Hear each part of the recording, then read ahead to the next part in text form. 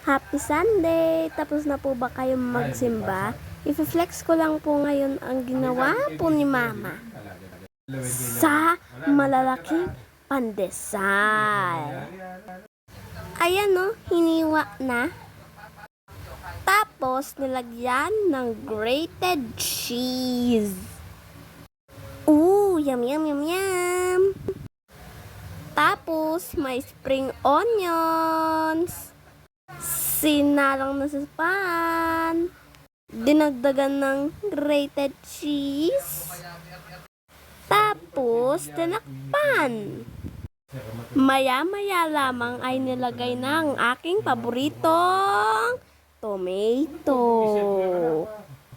Uy, wow, sana all. Tapos, ginawa na rin ang toasted bread. At niluto na rin ang malaking hotdog. Yan po, yan o, yan o, yan o. At sa wakas na rin po, naluto na rin po ang aking pandesal. Yan o, mukha naman siyang masarap. Yum, yum! At syempre, magsimula ng ating kasiyahan. At sabi ko rin nga po, na paborito ko ang tomato kaya kumuha ako at kinain.